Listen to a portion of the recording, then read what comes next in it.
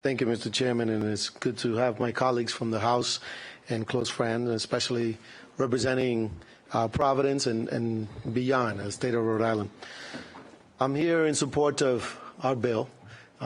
First, I want to say that year after year, we sit in these chairs, either providing testimony and also hearing testimony. Today, we're here to hear the bill on the driver's license, providing driver's license for undocumented. I commend Senator Chacon for stepping forward and fighting the fight because it is the right thing. For many years, we see that the right thing is creating safety in our neighborhoods, creating an environment that we provide an environment for families, an environment for children that they can better their quality of life. These are the same people that you see every day. As it was stated before, you can't tell who is undocumented or not. They are productive citizens in our cities, in our state, in the urban community, and the suburban community. They're the ones that are picking our lettuce and vegetables in our farms. They're the ones that are working in our restaurants. They're the ones that are cutting our grasses. They're the ones that are making the quality of life in Rhode Island that much better.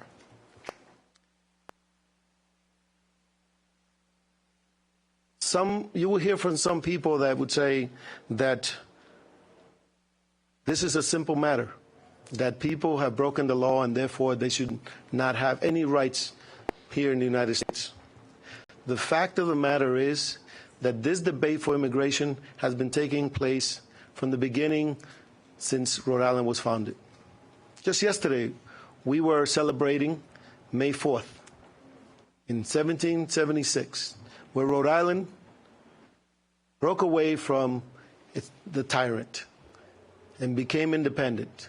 Freedom of religion, freedom of expression, and freedom flourished from right here, this little state of Rhode Island, because Roger Williams had a vision, made a compromise with the Native Americans here, and created a Providence, a place where people can practice their religion, can live free. We have to, as Rhode Islanders, continue to look at that history. In fact, it is important to recognize that up until the late 1800s, there were virtually no limitations placed on immigration in the United States. In fact, Americans encouraged relatively free and open immigration during the 18th and early 19th century, and rarely questioned that policy until the late 1800s. With that exception of the Chinese Exclusion Act of 1882, which is self-explanatory, and the Alien Contract Labor Laws of 1885 and 1887, which prohibited certain laborers from immigrating to the United States. And the first settlers from foreign lands, when they arrived, were not subject to any immigration laws by Native Americans. That is the history that we have to reflect on. It wasn't until 1891 that the federal government assumed direct control of immigration. And it wasn't until early 1920s when the U.S., for the first time in its history, began settling numerical limits on immigration under a national origin system. So those who came before us seeking a better life, escaping persecution, as Roger Williams did and many others, escaping famine, escaping the economic struggles found in their homelands, were virtually welcomed with open arms. If you could get here, you most likely were allowed to just stay here, depending on your point of origin. And in fact, the U.S. government even at a point assisted in that process.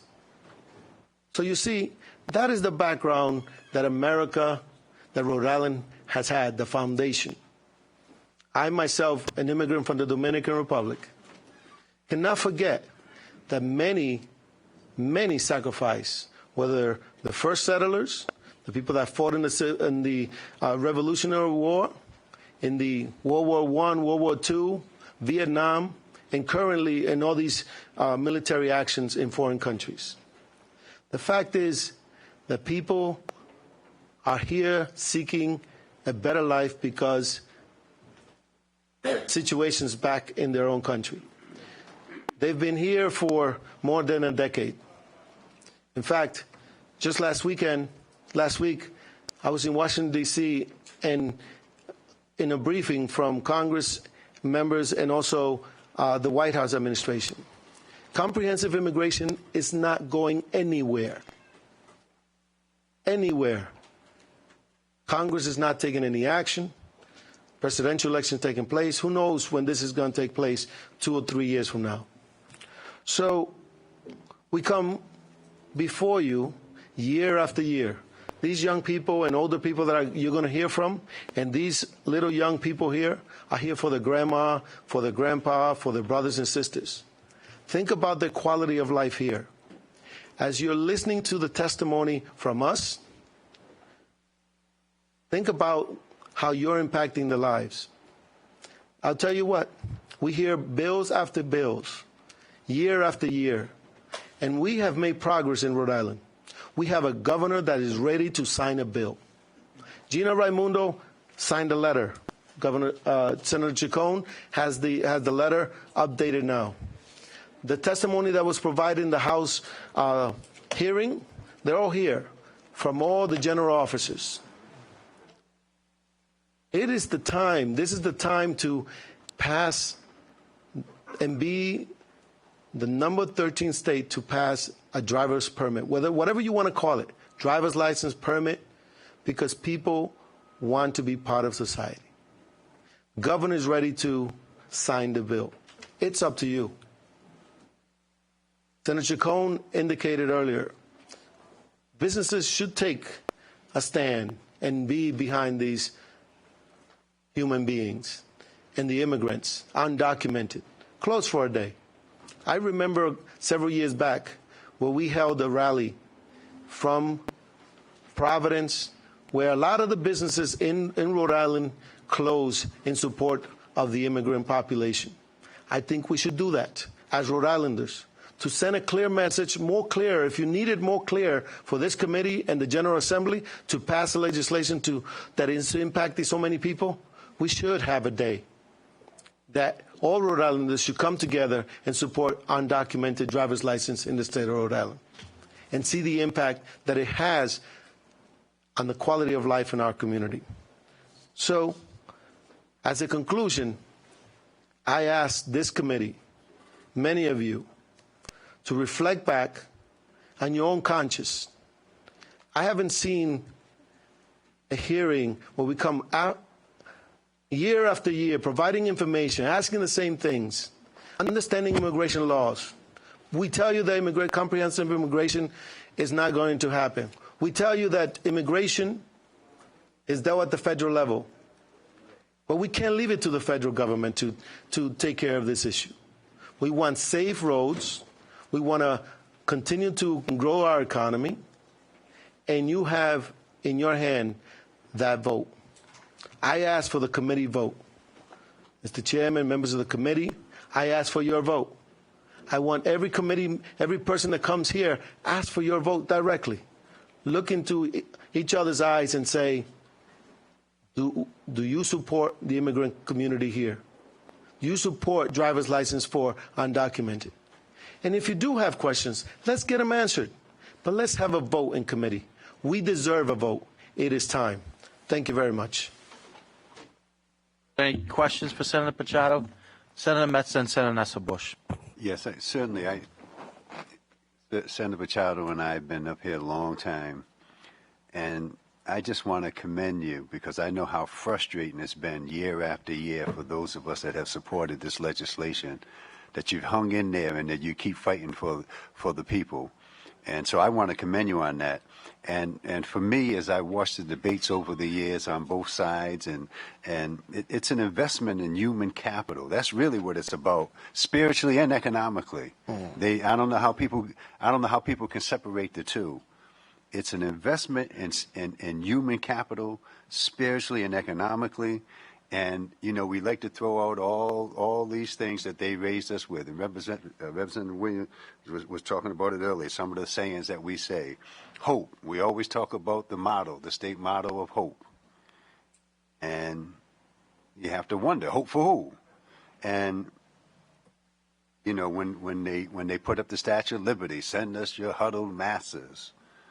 All people are created equal. We've heard it all over the years, and I think it's time that we really begin to live up to our creed and our mottos and everything else that we talk about.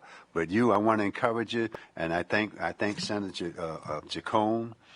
Because for me and you, it's expected, and I was always pleasantly surprised when Senator Jacome came forward and took the mantle, and we were there to support him. But don't let him discourage you. We're going to keep up the good fight, and prayerfully, it'll be this year. But I just want to encourage you because I admire you for how you've hung in there, as frustrating as it's been. So don't give up. Keep the faith, and we will see some positive things. And I just wanted to say that to you because I really appreciate and honored to serve with you. Thank you very much, Mr. Chair, if I may. Thank you, Senator Metz, for being also a co-sponsor and a colleague, Senator Nesselbush, and many of you that I've had the opportunity to have one-on-one. And I think that we've answered some of your questions. If you do have some questions, please, we're here to answer them and get you. But what we want is, you know, hope got me here as an immigrant. Hope got me every day when I wake up, and the struggle continues. I'm reminded every day. Every day. You cannot imagine economically, discrimination, and even though I'm even lighter, but we're appreciating each other more, but respect and respecting one another. I have respect for all communities, and I ask to get a yes or no. What do we have to lose? What do we have to lose? Well, you know, when you fall, you may fall on this issue. It will be great if we get a yes. Hope got us through that barrier. What we want is action right now. What we want is a vote. Get us closer. We've made progress. Get us closer. You can do this. Thank you. Senator Nesselbush. Thank you, Mr. Chairman. I've already publicly thanked Senator Chacon. I want to thank my colleague here in the Senate, Senator Pichardo, but I also want to welcome our House colleagues and tell all of you and the other sponsors of this bill how proud I am to serve with you and to work with you on this very important issue. And I want all of you to know, count on me. I will work tirelessly alongside all of you because I admire your passion. I share your thirst for justice, and we will join hands and prayers that this finally is the year. We have a governor who's willing to support it, and may this body find the courage to bring this forward to a vote. Yes or no? Just like other issues that we all have, yes or no. All the people want is a yes or no vote, and that's exactly what they deserve. Thank you. Are there any other questions or comments for these witnesses? Senator Archibald. Thank you, Mr. Chairman. I respect and appreciate the opinions deeply of each of our reps and the senator and their testimony, and I understand their passion. I want to reiterate that for me, the focus on this bill is what I think the governor really touched on, and we're talking about in the refined piece of legislation we have before us today in Sub A that's been through some machinations over the past few years on the public safety aspect. When you can actually get the state police to endorse the bill, that's not easy to do. That's not something, and I would take some exception with Mr. Gorman on this. I don't think that's something that just happened politically. It's a public safety issue, so I think that that's really where we should focus. I will say on a slightly ancillary note that it's a travesty in this country that we don't have a well-defined pathway to citizenship. I think it starts at the top. I think our United States President and our U.S. Congress are where we should look for a well-defined pathway to citizenship. And my hope is that as we reach November and we turn the corner in the new year, that effort starts to get underway. It starts at the top. And really think that if we step back for a second, we're talking about human beings and people who are passionate about giving their best to this country.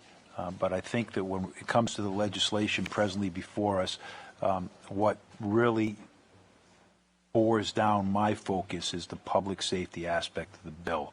And that's not to undermine anyone's passion about immigration. I want to be clear about that. In my mind, I've always thought that immigration should be established at the federal level, at the highest federal level, and then all states would have an ability to follow it, right? We wouldn't be all over the place.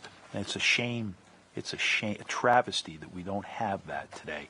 We'll see it, hopefully, in our lifetimes, and hopefully in the next year or so, somebody will have the courage to try to do the right thing and get something passed rather than to exclude people, because we are a melting pot. We're a country of immigrants. Everybody in this room comes from immigrants, unless you're Native American, right? 100% Native American. So anyway, but my focus on the bill is really on what I like about it is the public safety aspect of it. And I think that's really important. And then there's a fundamental fairness in it as well that the governor touched on in her letter. So I want to thank you all for testifying, because you're talking from your hearts.